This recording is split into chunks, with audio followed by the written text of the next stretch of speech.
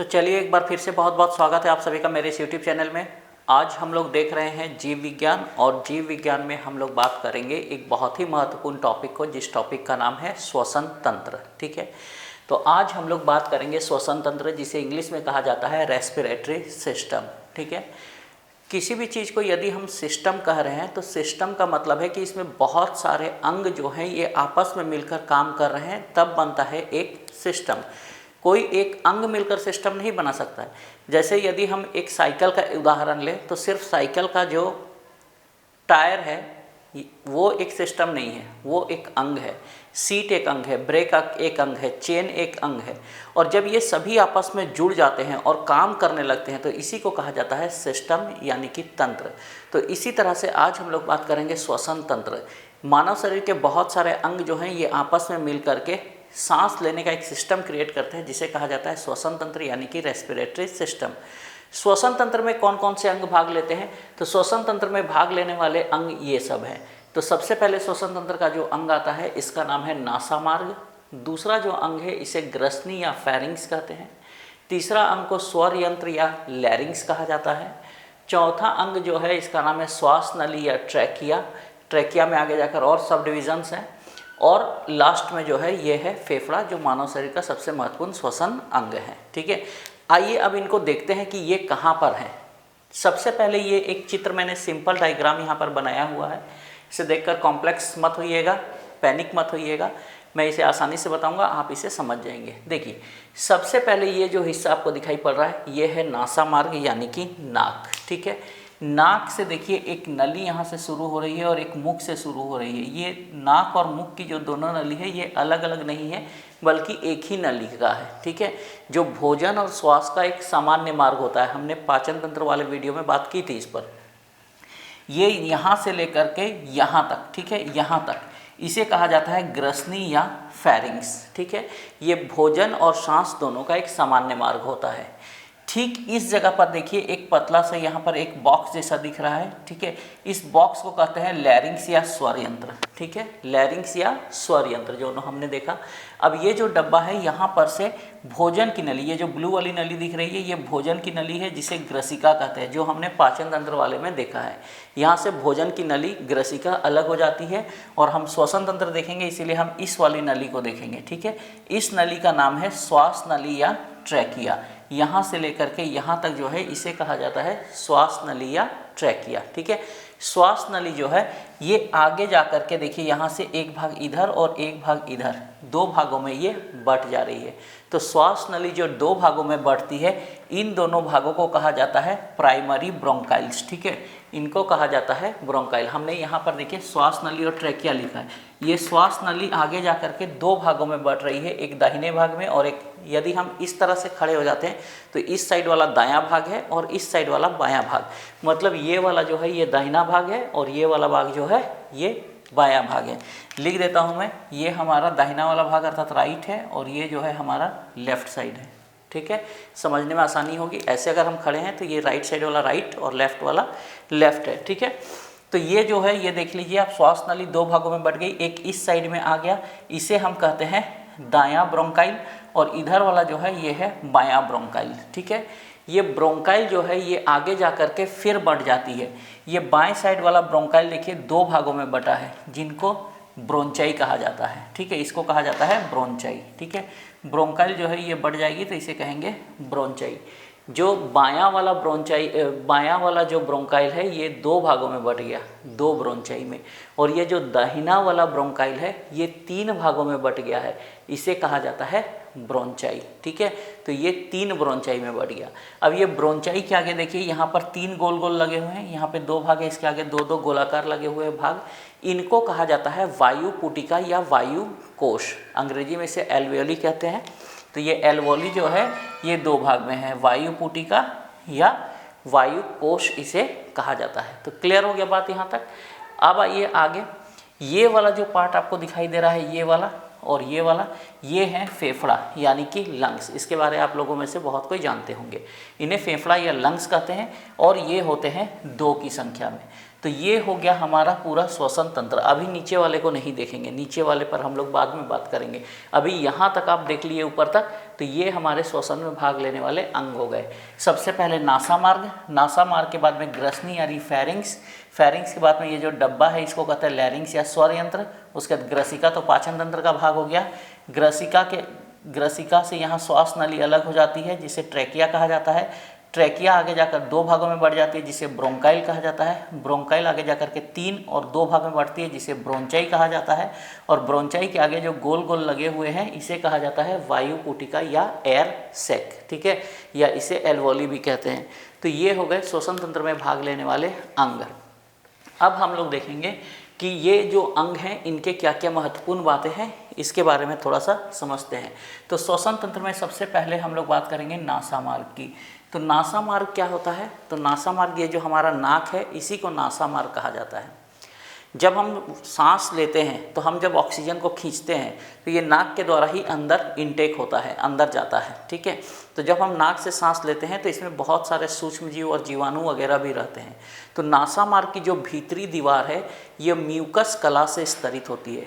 Mucus से स्तरित होने के कारण ये चिपचिपी होती है, जिसके कारण धूल के कण, सूक्ष्मजीव आदि नाक में फंस जाते हैं और अंदर जा नहीं पाते हैं। तो ये नासा मार्ग का एक बहुत महत्वपूर्ण काम है। और दूसरा काम ये है कि ये श्वास के रूप में जो हम लोग वायु को लेते हैं उस वायु के ताप को शरीर के अनुरूप बनाए रखती है। ये जो नाक की दूरी है, ये नाक की दूरी में जब वायु जाता है तो ये ठंडी वायु को गर्म करता है और जो बहुत गर्म वायु होती है उसको शरीर के ताप के अनुसार एडजस्ट करता है ताकि अंदर जाकर ये हमारे फेफड़ों को डैमेज नहीं कर सके। तो ये काम हो गया नासा मार्ग का। नासा मार्ग के बाद में जो दूसरा महत्वपूर्ण अंग है ये है ग्रसनी या फेरिंग्स, ठीक है। तो नाक के ठीक पीछे से एक नली शुरू होती है जो ठीक कंठ तक आती है, गले तक।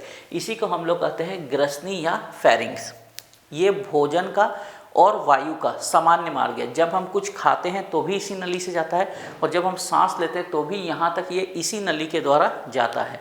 तो ये भोजन का और श्वास का दोनों का एक सामान्य मार्ग होता है, ठीक है। इसके बाद देखिए एक यहाँ पे आपको बॉक्स रूपी संरचना दिखाई दे रही है। इस बॉक्स रूपी जो संरचना है इसका नाम है लैरिंग्स या स्वर यंत्र। इसे लैरिंग्स या स्वर यंत्र कहा जाता है। मैंने इसके बारे में पॉइंट लिखा है। ये जो है एक बॉक्स रूपी संरचना है जैसे कि आप देख रहे हैं। और इस बॉक्स रूपी संरचना का मेन काम क्या है? तो ध्वनि का उत्पादन करना है। जो हम बोलते हैं, आवाज़ करते हैं, इस ध्वनि का उत्पादन करने का काम इसका है। इसीलिए इसे एक उपनाम दिया गया है वॉइस बॉक्स। इसे वॉइस बॉक्स भी कहा जाता है, ठीक है। अब ये जो बॉक्स रूपी संरचना है इसके ऊपरी भाग में अगर आप यहाँ पर देखेंगे तो एक पतली पत्ती जैसी संरचना है। यहाँ पे एक पत्ती जैसी संरचना है, ठीक है। ये जो पत्ती जैसी संरचना है ना, इसको इपीग्लोटिस कहा जाता है। इस पत्ती जैसी संरचना को क्या कहते हैं? इपीग्लोटिस कहते हैं। जब हम कुछ खाते हैं तो ये इपीग्लोटिस क्या करता है? ढक्कन बंद कर देता है, जिससे भोजन जो है ये सांस की नली में नहीं जा करके ग्रसिका के साइड में चला जाता है। तो इपीग्लोटिस का काम है निगलने के समय ये श्वास नली को बंद कर देता है, जिससे भोजन जो है ये प्रॉपरली भोजन के मार्ग में चला जाता है और श्वास नली बंद हो जाती है। इसीलिए जब हम खाते खाते बात करते हैं तो ये ढक्कन खुला रह जाता है और भोजन का कुछ हिस्सा श्वास नली में प्रवेश कर जाता है, जिससे हमें काफ़ी खांसी वगैरह आने लगती है। इसीलिए भोजन करते समय हमें बात नहीं करने की नसीहत बचपन से दी जाती है, ठीक है। तो ये हो गया इपीग्लोटिस।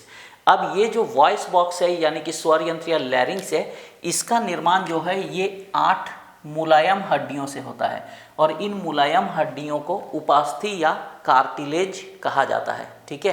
तो वॉइस बॉक्स जो है या स्वर यंत्र या लैरिंग्स का निर्माण 8 उपास्थि यानी कार्टिलेज से होता है। ये भी बहुत महत्वपूर्ण बात है जो बराबर परीक्षाओं में आपसे पूछा जाता है, ठीक है। तो अब ये हमने देख लिया लैरिंग्स या स्वर यंत्र। लैरिंग्स या स्वर यंत्र के बाद में आप ये जो नलिका देख रहे हैं लंबी यहाँ से यहाँ तक, इस नलिका का नाम है श्वास नली या ट्रैकिया, ठीक है। ये प्रॉपर श्वास का मार्ग है जिससे होकर के सांस आगे की तरफ जाती है, ठीक है।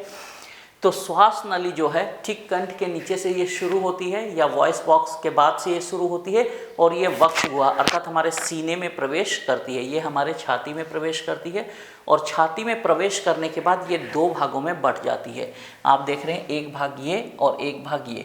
दाहिने साइड वाले भाग को हम दायां ब्रोंकाइल कहते हैं, बाएं साइड वाले भाग को हम बायां ब्रोंकाइल कहते हैं, ठीक है। ब्रोंकाइल्स जो है ये आगे जा कर के ब्रोंचाई में बढ़ जाती हैं, ठीक है। दायां वाला जो ब्रोंकाइल है ये जा कर के 3 ब्रोंचाई में बढ़ता है और बायां वाला जो ब्रोंकाइल है ये आगे जा कर के 2 ब्रोंचाई में बढ़ता है। ये आपको याद रखना है, ठीक है। और ब्रोंचाई का जो अग्रभाग होता है उसमें वायु कोश या वायु पुटिका लगी होती है, जो मैंने बताया, और इसे एल्वेओली कहा जाता है। इनके काम अभी हम आगे बात करेंगे, ठीक है। इसके बाद में अगला जो अंग हमारा है सबसे महत्वपूर्ण, इस अंग का नाम है फेफड़ा, जो स्वतंत्र तंत्र का सबसे महत्वपूर्ण अंग है, ठीक है। तो ये फेफड़ा मानव श्वसन तंत्र का सबसे महत्वपूर्ण अंग है। इसे अंग्रेजी में लंग्स भी कहा जाता है। इनकी संख्या जो होती है ये 2 होती है, अर्थात लंग्स मनुष्य के शरीर में 1 जोड़े होते हैं, ठीक है। लंग्स जो है इसकी संरचना स्पंज के समान होती है, ठीक है। इसकी संरचना स्पंज के समान होती है। अब जो दायां फेफड़ा होता है ये आकार में बड़ा होता है। दायां फेफड़ा क्यों बड़ा होता है, आप यहाँ फिगर में देखिए, आपको समझ में आ जाएगा। दाएं फेफड़े के अंदर में 3 ब्रोंचाई होते हैं और बाएं फेफड़े में 2 ब्रोंचाई, तो इसके लिए जगह ज़्यादा चाहिए। इसीलिए दाहिने साइड का जो फेफड़ा है यानी राइट साइड का जो फेफड़ा है ये आकार में बाएं वाले से थोड़ा सा बड़ा होता है, ठीक है। तो दायां फेफड़ा जो होता है ये बाएं फेफड़े से आकार में बड़ा होता है। और ये जो आप फेफड़े देख रहे हैं, इस फेफड़े के बाहर में एक झिल्ली पाई जाती है जिसको कहा जाता है फ्लूरल मेम्ब्रेन, ठीक है, जिसे कहा जाता है फ्लूरल मेम्ब्रेन, ठीक। फेफड़े के बाहर एक संरचना पाई जाती है, एक जालीदार झिल्ली पाई जाती है जिसे फ्लूरल मेम्ब्रेन कहा जाता है। ये फेफड़े को डैमेज से बचाता है, चोट लगने की स्थिति में ये फेफड़े की सुरक्षा करने का काम करता है। यानी फेफड़े के चारों ओर एक सुरक्षा घेरा होता है और एक परत है, इसे फ्लूरल मेम्ब्रेन कहा जाता है, ठीक है। और फेफड़ा ही वह स्थान है जहाँ पर ऑक्सीजन तथा कार्बन डाइऑक्साइड का एक्सचेंज होता है, यानी विनिमय होता है या आदान प्रदान होता है। फेफड़े से ही जो ऑक्सीजन है वो शरीर की कोशिकाओं की तरफ जाता है और जो कार्बन डाइऑक्साइड शरीर में बनता है वो फेफड़ों के द्वारा ही अवशोषित करके बाहर की तरफ निकाला जाता है। यानी ऑक्सीजन का लेना और कार्बन डाइऑक्साइड का छोड़ना, ये लेन देन की क्रिया जो है ये फेफड़े में ही संपन्न होती है। तो ये हो गया श्वसन की क्रिया में भाग लेने वाले अंगों के बारे में।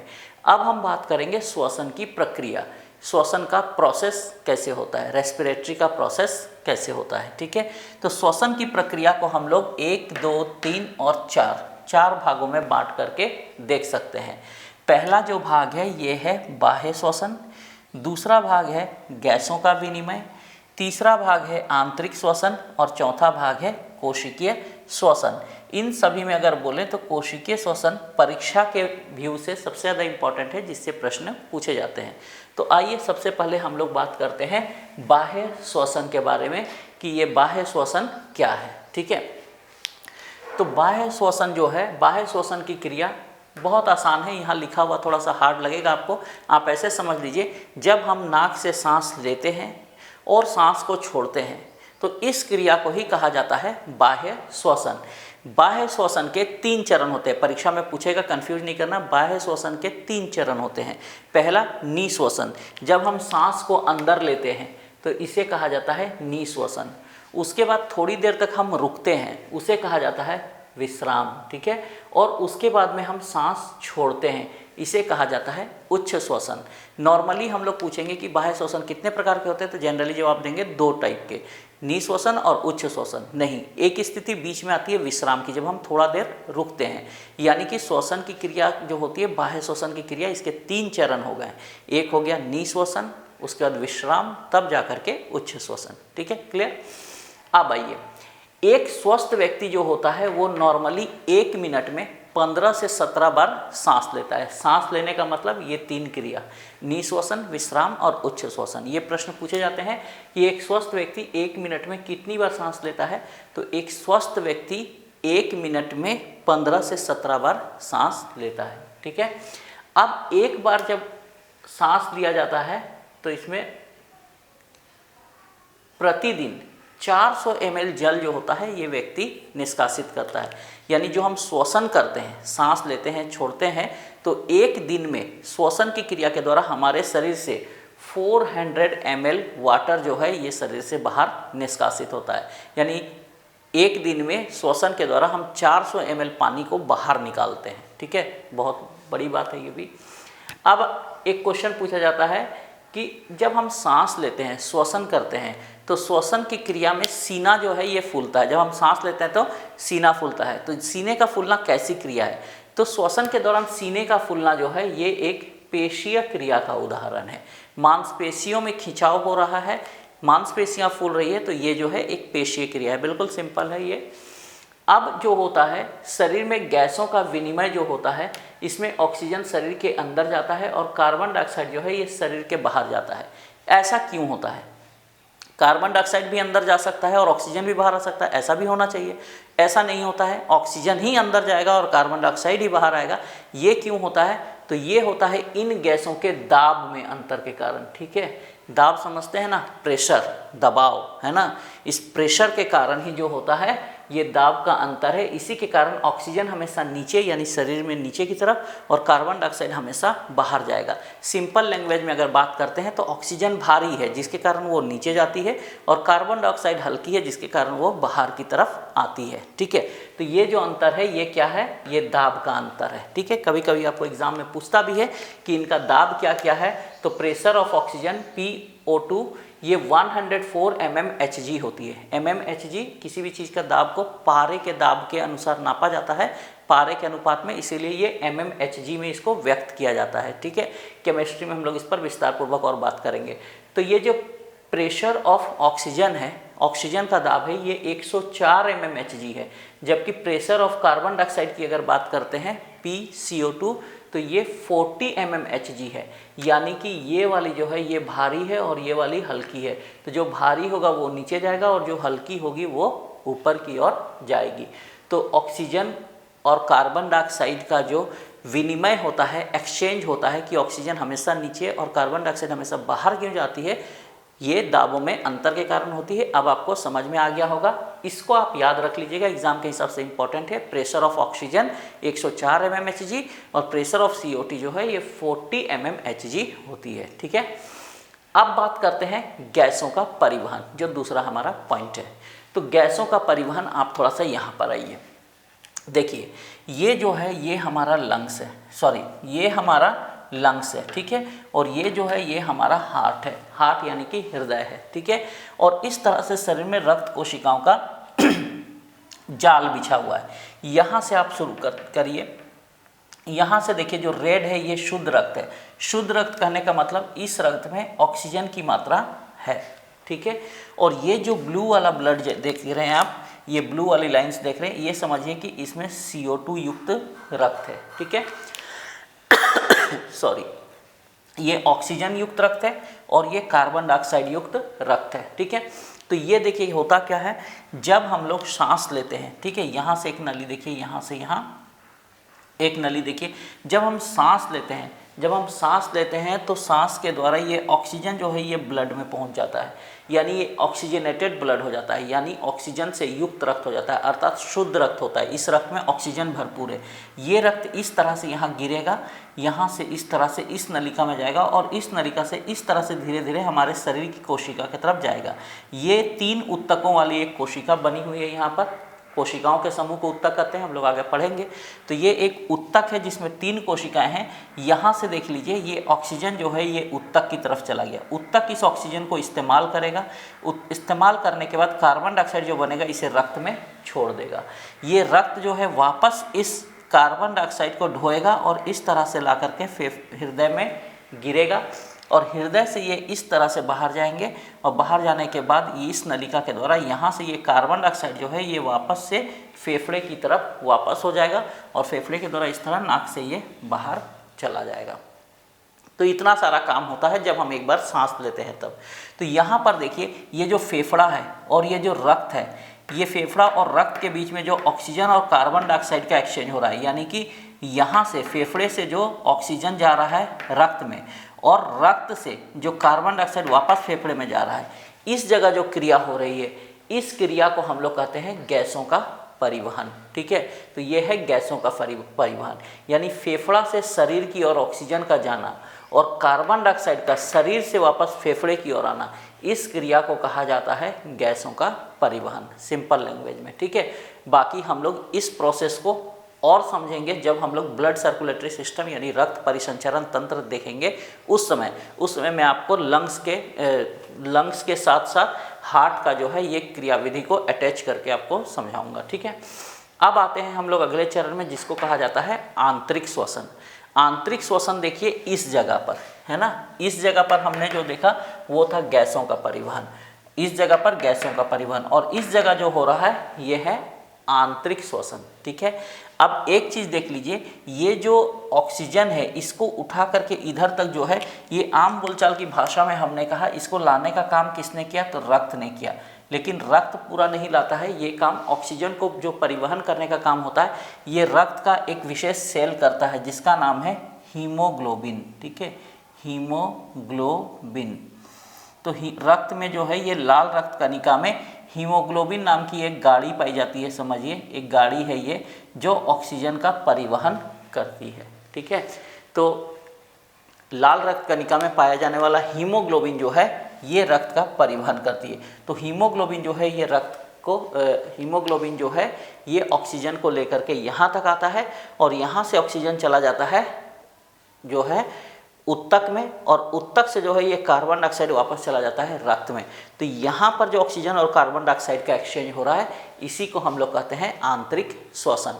यानी आंतरिक श्वसन में क्या होता है, तो हीमोग्लोबिन से उत्तक की ओर ऑक्सीजन जाता है और उत्तक से कार्बन डाइऑक्साइड हीमोग्लोबिन की ओर जाता है, इसे हम लोग कहते हैं आंतरिक श्वसन, ठीक है। होप समझ में आ गया होगा। इस जगह पर देख लीजिए, यहाँ हीमोग्लोबिन से ऑक्सीजन चला गया उत्तक की ओर और उत्तक से कार्बन डाइऑक्साइड आ गया रक्त नलिका की ओर। इस जगह पर जो एक्सचेंज हो रहा है गैसों का उसे हम कहते हैं आंतरिक श्वसन, ठीक है। यहाँ पर जो एक्सचेंज हो रहा था वो बाह्य श्वसन और यहाँ पर जो हो रहा है वो है आंतरिक श्वसन। तो उम्मीद है ये आपको समझ में आ गया होगा। इसके बाद जो चौथा चरण है इसे हम कहते हैं कोशिकीय श्वसन। कोशिका के अंदर में जब ऑक्सीजन पहुंच जाता है तो कोशिका जो है इसका इस्तेमाल करके श्वसन करती है, कोशिका भी सांस लेती है और अपने अंदर जो पदार्थ होते हैं इनका पाचन करती है, इनका अपघटन करती है, ठीक है। तो ये क्रियाएं जब कोशिका के अंदर होती है तो इसे कहा जाता है कोशिकीय श्वसन।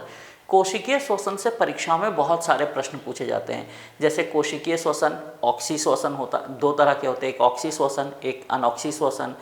ऑक्सी श्वसन करने वाले जीवों में एरोब्स, एनएरोब्स जीव किसे कहते हैं। उसके बाद में है कोशिकीय श्वसन के चरणों से प्रश्न पूछ लेता है, जैसे ग्लाइकोलिसिस क्या है ना, क्रेब्स चक्र क्या है, ईएमपी पाथवे क्या है। तो ये सारे, तो इन सब को बात करने के लिए जो है ये हम एक अलग से वीडियो बनाएंगे, क्योंकि इस वीडियो में अगर बात करेंगे तो ये ऑलरेडी लंबा हो गया है और ज़्यादा लंबा हो जाएगा और इसमें समझाने वाली बातें ज़्यादा है, इसीलिए हम लोग एक अलग से इस पर वीडियो बना करके बात करेंगे। तो आज के वीडियो को हम लोग यहीं पर एंड करते हैं। आज का क्लास यदि आप लोगों को अच्छा लगा तो वीडियो को लाइक और चैनल को सब्सक्राइब कर दीजिए और मिलते हैं अगले वीडियो में कोशिकीय श्वसन के साथ। तब तक के लिए इजाज़त दीजिए। Thank you very much.